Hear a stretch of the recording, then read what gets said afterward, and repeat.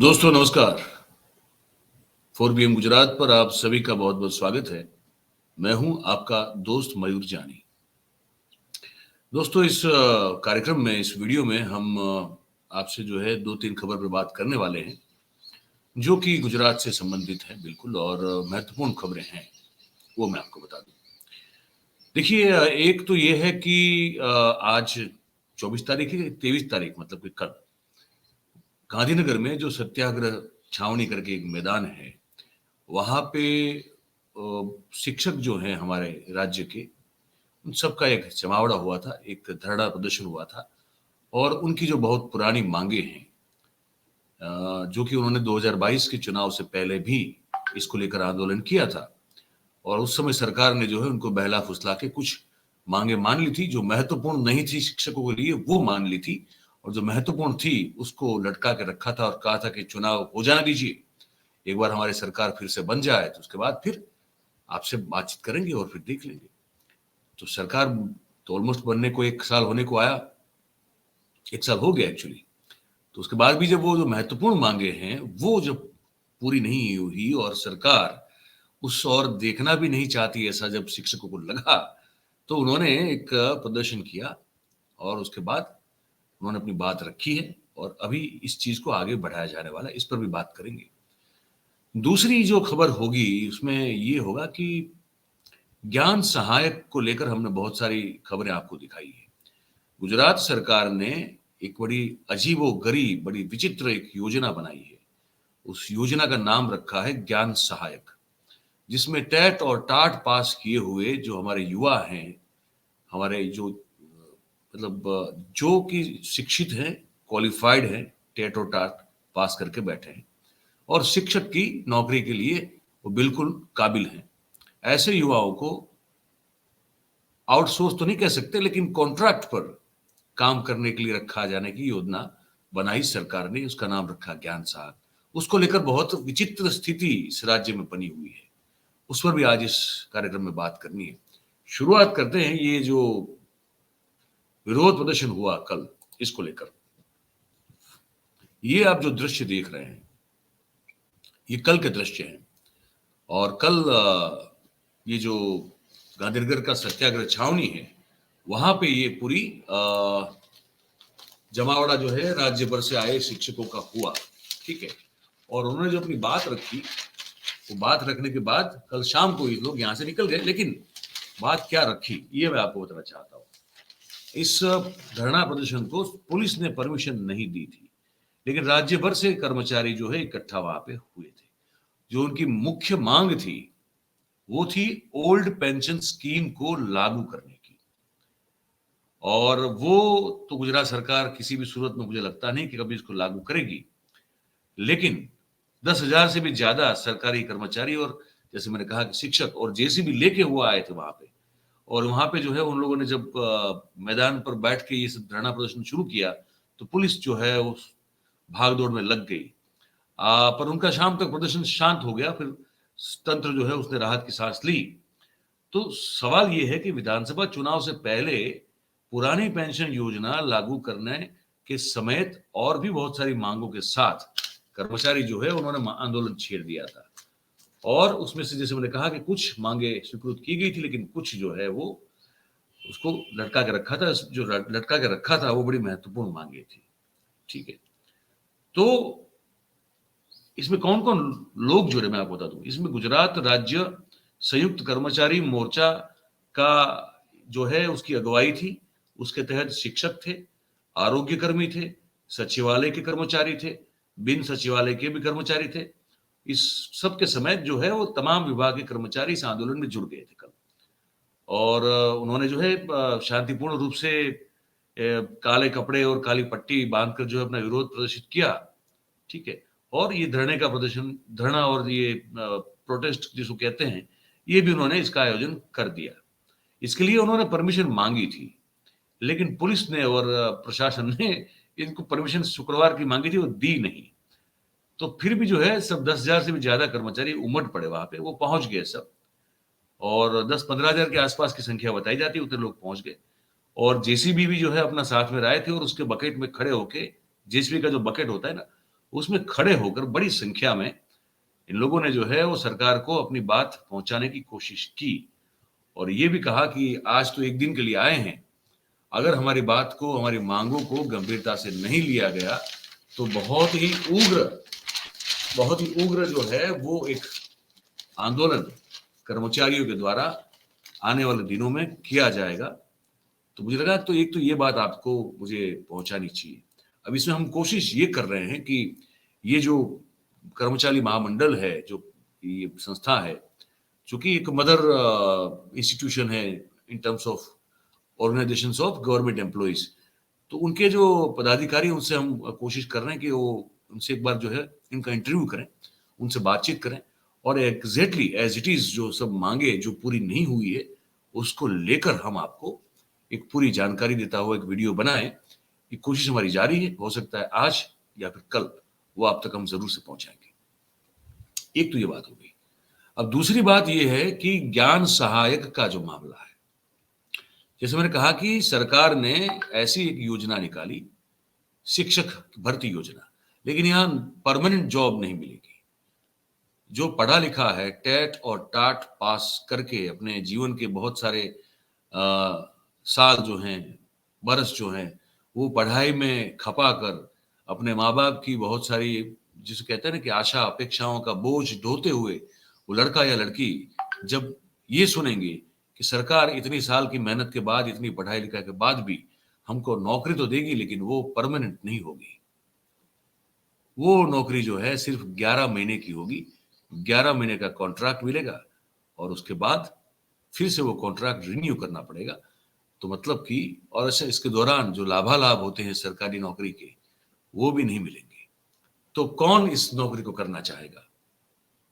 तो ये इसका विरोध जो हो रहा है, उसका विरोध हो रहा है, वो तो मैं आपको दिखाऊंगा ही, लेकिन साथ में मैं आपको एक दृश्य और दिखाने जा रहा हूं। अब देखिए, स्कूल में जो पढ़ाई होती है, तो अगर आपके पास टीचरों की संख्या पूर्त मात्रा में नहीं है, जो हमारे यहाँ नहीं है, 29,000 के आसपास पोस्ट जो हैं, वैकेंसीज जो हैं, वो प्राथमिक से लेके ऊपर तक की वो खाली है। अब ये ज्ञान सहायक योजना में भी सरकार ने जब इसको निकाला तो बड़ा विरोध हुआ, बड़े आंदोलन प्रदर्शन हुए, अभी भी हो रहे हैं, लेकिन सरकार को इससे कोई मतलब नहीं है। पर जो स्कूल संचालक मंडल है, उसके जो अध्यक्ष हैं भास्कर पटेल, उन्होंने अभी स्थिति क्या है राज्य में शिक्षा की, क्योंकि शिक्षकों की कमी है, तो क्या स्थिति बनी हुई है उस पर उन्होंने बड़ी खुल के बात की है। वो पहले मैं आपको सुनाता हूँ। 1000 જગ્યાઓની સામે પ્રવાસી શિક્ષકની એક જોગવાઈ કરવામાં આવી હતી અને એ લોકોને તાસ દીઠ પેમેન્ટ આપવામાં આવતું હતું, પણ રાજ્ય સરકારને એમ લાગ્યું કે ભાઈ આ તાસ દીઠના બદલે આપણે આખા દિવસનો શિક્ષક આપીએ, એટલે એમણે આખા દિવસનો જ્ઞાન સહાયક આપવાની વિચારણા કરી અને આખા દિવસનો એટલે ફૂલ ટાઈમ જેને કહીએ એ શિક્ષક જે હતા, તો અમારી જરૂરિયાત જે હતી 6000 માધ્યમિકમાં, એની સામે માધ્યમિકમાં ક્વોલિફાય થયા 4000 અને 4000 ક્વોલિફાય થયા, એમાં 20% ઇન્ટરવ્યૂ આપવા જ ના ગયા, એટલે આજે 800 ત્યાં ઓછા થયા અને 20% એવા હતા કે જેણે ઓર્ડર લીધા અને ગામ જોવા ગયા તો ખબર પડી કે આ તો દૂર છે, એટલે એ હાજર ના થયા। એટલે આ રીતે આજની તારીખમાં માધ્યમિકમાં અને ઉચ્ચતર માધ્યમિકમાં અડધો અડધ જગ્યાઓ અમારા ત્યાં જ્ઞાન સહાયકની ખાલી છે। માર્ચ મહિનામાં 10મા 12માની બોર્ડની પરીક્ષાઓ આવી રહી છે અને અમારી પાસે 11-12માં ઇકોનોમિક્સનો શિક્ષક ના હોય, અકાઉન્ટ્સનો શિક્ષક ના હોય, સ્ટેટિસ્ટિક્સનો શિક્ષક ના હોય, અરે જવા દો ઇંગ્લિશનો શિક્ષક ના હોય, એ અમારે ભણાવવાનું ક્યાંથી, એના પરિણામ ઓછા આવવાના। એ જ રીતે 10મામાં પરિસ્થિતિ, ગણિત વિજ્ઞાનના શિક્ષકો હાજર નથી થતા, એટલે રાજ્ય સરકારને અમે વિનંતી કરી છે કે ભાઈ 2 યોજના ચાલુ રાખો। એક, જ્યાં તમે જ્ઞાન સહાયક ના આપી શકો ત્યાં એ શાળાને ડીઓ છૂટ આપે કે પ્રવાસી શિક્ષક લઈ શકે, અને જ્યાં જ્ઞાન સહાયક મળવા પાત્ર છે ત્યાં પ્રવાસી લેવાની કોઈ વાત નથી। એટલે બાળકોના, ગુજરાતના બાળકોના શિક્ષણ માટે બી તમે આ નિર્ણય લો, એ ખૂબ જરૂરી છે। ગુજરાતમાં જે ગ્રાન્ટેડ શાળાઓ છે તે ગ્રાન્ટેડ શાળાઓમાં છેલ્લી ભરતી ક્લાર્કની 2009માં થઈ હતી અને ત્યારબાદ પટાવાળામાંથી ક્લાર્કનું પ્રમોશન, જુનિયર ક્લાર્કમાંથી સિનિયરમાંથી હેડ ક્લાર્ક, આ બધા પ્રમોશનો અટકી પડ્યા છે. અને એટલું જ નહીં, આજે રાજીનામું, નિવૃત્તિ અને મૃત્યુ થવાથી પણ ઘણી બધી જગ્યાઓ થઈ છે. એટલે અંદાજે 2000 કરતાં વધારે જગ્યાઓ રાજ્યની ગ્રાન્ટેડ શાળાઓમાં ક્લાર્ક પટાવાળાની ખાલી છે. ક્લાર્ક એ અમારું હૃદય છે, આચાર્ય એ અમારું એન્જિન છે. એટલે ક્લાર્ક એ ન હોય તો અમે કઈ રીતે શાળા ચલાવીએ? અને ક્લાર્ક જ આખી શાળાનો એમ સમજી લો કે વહીવટ કરતા હોય છે. એટલે એ સંજોગોમાં ક્લાર્કની ભરતી તાત્કાલિક થાય એ માટે અમે રાજ્ય સરકારને વિનંતી કરી છે. 1000 જગ્યાઓની સામે પ્રવાસી શિક્ષકની એક જોગવાઈ કરવામાં. ये भास्कर पटेल साहब थे जो गुजरात राज्य स्कूल संचालक मंडल जो है उसके प्रमुख हैं, अध्यक्ष हैं उसके. उन्होंने कहा गुजराती में, मैं तो आपको सार बता दूं, उन्होंने 2-3 चीजें कही. एक, उन्होंने कहा कि बहुत सारी, मतलब कि इतनी सारी जगह जो है शिक्षकों को लेकर पद खाली हैं कि अगर हमको पढ़ाना है बच्चों को तो कैसे पढ़ाएंगे. बोले गणित और विज्ञान छोड़ दीजिए, इंग्लिश लैंग्वेज का टीचर नहीं है, बोर्ड की परीक्षा जो है सर पर है और हमारे पास पढ़ाने के लिए टीचर है नहीं. ज्ञान सहायक योजना में जिन लोगों ने हिस्सा लिया उनमें से जो पद खाली थे उनमें से 20% कम लोगों ने जो है हिस्सा लिया. और उसमें भी जो लोग फिर जिनको सिलेक्शन हुआ जिन लोगों का, तो उन लोगों ने जब देखा कि तो हमारे घर से बहुत दूर है, तो ऐसे कुछ 20-40% लोग जो है उन्होंने ऑर्डर मिलने के बाद ज्वाइन नहीं किया. तो जब ये स्थिति बनी है तो हम कैसे अपने बच्चों को पढ़ाएंगे और कैसे उनको अपने आने वाले भविष्य के लिए तैयार करेंगे. और दूसरा महत्वपूर्ण जो बात उन्होंने कहा वो ये कहा कि 2009 की साल से ग्रांटिंग एड जो स्कूल्स हैं गुजरात में, वहां पे क्लर्क का भर्ती हुआ ही नहीं है. और उन्होंने कहा कि क्लर्क जो होता है स्कूल में वो हार्ट होता है पूरे संचालन में.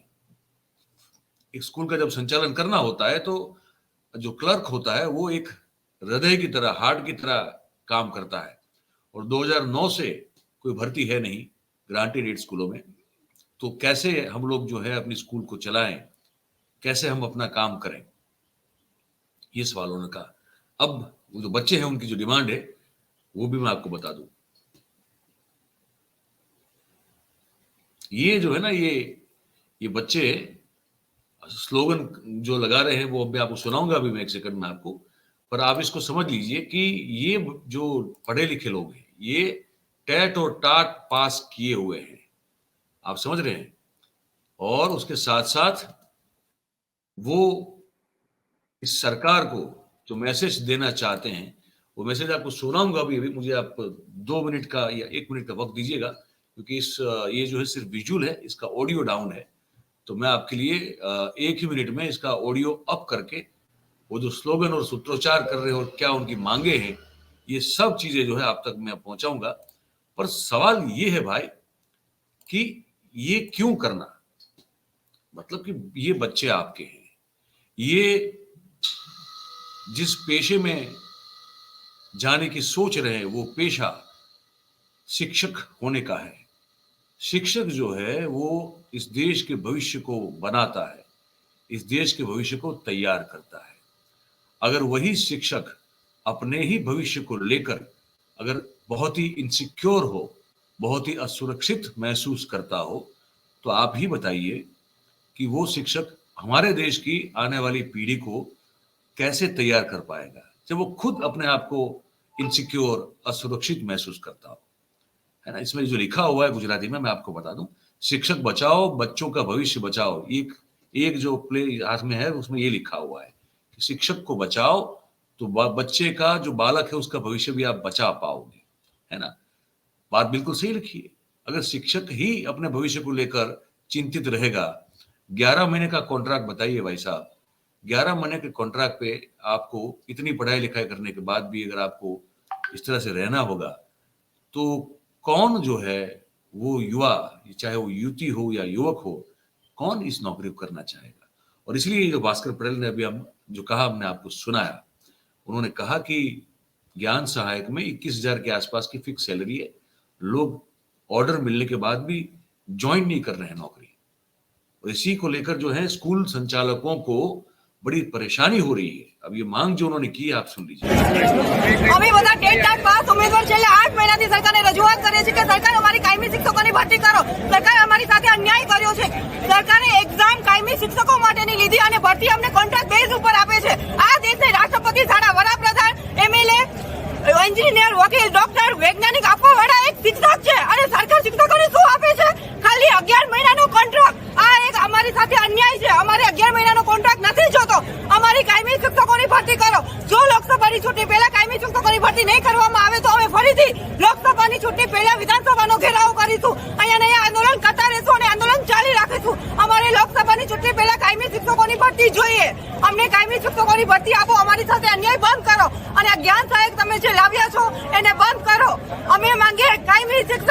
અમારે જોઈએ કાયમી શિક્ષક, શાળાઓને જોઈએ કાયમી શિક્ષક, બાળકોને જોઈએ કાયમી શિક્ષક, વાલીઓને જોઈએ કાયમી શિક્ષક, કચ્છને જોઈએ કાયમી શિક્ષક, ઉત્તર ગુજરાતને જોઈએ કાયમી શિક્ષક, મધ્ય ગુજરાતને જોઈએ કાયમી શિક્ષક, દક્ષિણ ગુજરાતને જોઈએ કાયમી શિક્ષક, સૌરાષ્ટ્રને જોઈએ કાયમી શિક્ષક, ગામડાને જોઈએ કાયમી શિક્ષક, સિટીને જોઈએ કાયમી શિક્ષક। અમને અમારો હક માંગો, અમને અમારો હક માંગો। લડેંગે लड़ेंगे और लड़ेंगे और जीतेंगे, फिर से लड़ेंगे फिर से जीतेंगे, फिर से लड़ेंगे फिर से जीतेंगे। सरदार लड़े थे गौरव से, हम लड़ेंगे चोरों से।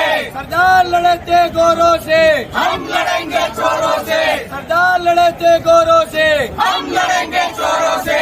गांधी लड़े थे गौरव से, हम लड़ेंगे चोरों से। हम हमारा हक मांगते, नहीं किसी से भीख मांगते। शिक्षक से जो टकराएगा मिट्टी में मिल जाएगा, शिक्षक से जो टकराएगा मिट्टी में मिल जाएगा।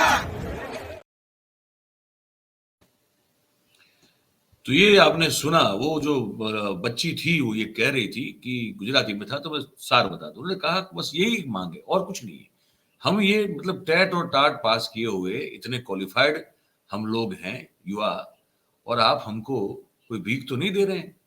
हमको चाहिए परमानेंट जॉब, और आप हमको जो है गाजर लटका के दे रहे हैं 11 महीने के कॉन्ट्रैक्ट की जॉब का। ये हम नहीं सहन करेंगे, और अगर जरूरत पड़ी तो फिर से लोकसभा चुनाव से पहले हम रोड पर उतर के बहुत बड़ा आंदोलन करेंगे। अब ये इस राज्य का युवा है, ये युवा है जो कि आने वाले समय में इस राज्य का भविष्य, इस देश का भविष्य बनाएगा। आप मुझे एक चीज बताइए, आपके दिमाग में एक सवाल तो उठना चाहिए कि अगर सत्ता में बैठे हुए लोग अपने ही प्रदेश के युवाओं के साथ न्याय नहीं कर पाएंगे तो उनसे और क्या उम्मीद रख सकते हैं हम लोग?